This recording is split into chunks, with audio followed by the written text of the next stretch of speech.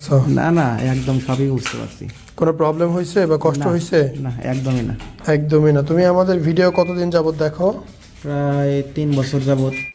বিষয়টা একদমই স্বাভাবিক। এই ধরনের সাইজগুলো কেন অপারেশন করতে হয়, অপারেশন করা জরুরি কেন?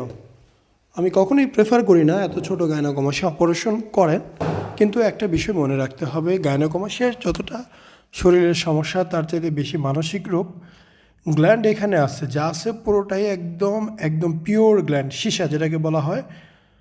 একদম 100% গ্ল্যান্ড ফেলে দিলে অবশ্যই এটা সুন্দর হবে, দেখতেও খুব ভালো লাগবে, বাট এত ছোট সাইজ অপারেশন না করাই ভালো।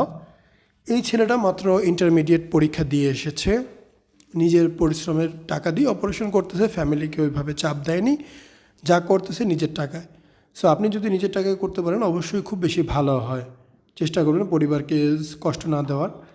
রেজাল্ট দুর্দান্ত এসেছে। আমরা সার্জারির পরে ভিডিও আমরা রেখেছি ভিডিও শেষ দিকে।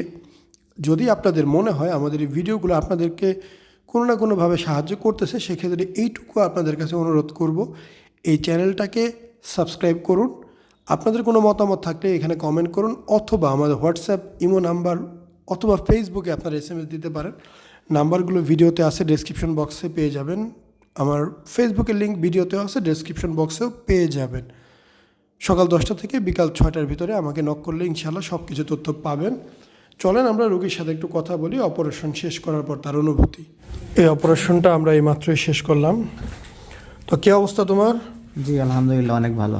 অনেক ভালো। অপারেশন চলাকালীন তুমি অজ্ঞান ছিলে না? সব বুঝতে পারছো? না না একদম সবই বুঝতে পারছি। কোনো প্রবলেম হয়েছে বা কষ্ট না, হয়েছে? না একদমই না। একদমই না। তুমি আমাদের ভিডিও কতদিন যাবত দেখো? প্রায় 3 বছর যাবত। 3 বছর? হ্যাঁ। তো এতদিন অপারেশন কেন করো নাই? টাকার সমস্যা ছিল, আর্থিক সমস্যা। আর্থিক সমস্যা। এখন মোটামুটি সব ঠিক আছে? জি সব ঠিক আছে। কোনো প্রবলেম নাই তো? না আচ্ছা, আলহামদুলিল্লাহ। তো সার্জারি চলাকালীন কি খুব বেশি জ্বালা লাগছে তোমার, কষ্ট? না না না এমন কোনো সমস্যা নাই। প্রথম দিকে হয়তো একটু লাগে নাকি? হ্যাঁ, প্রথম দিকে ওই যে সময় অবশ করার সময় একটু ওই ইনজেকশন দেয়, একটু সমস্যা হয়, তাছাড়া কোনো সমস্যা নাই। আচ্ছা, সমস্যা না। আচ্ছা ঠিক আছে। এরকম ব্যান্ডেজ করে দিচ্ছে, শুধু বুকে হাত দিও না। হ্যাঁ, হ্যাঁ বুকে স্যালাইন আছে, বুক ফোলা আছে, বুকে হাত দিও না। ঠিক আছে। ওকে। রোগীর থেকে শুনলেন আর কি অবস্থা, আর কি অনুভূতি।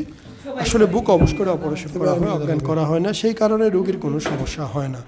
আরও বিস্তারিত জানার জন্য অবশ্যই আমাকে হোয়াটসঅ্যাপ বা ইমোতে SMS করবেন, আমি আপনাকে তথ্য দিয়ে দেব।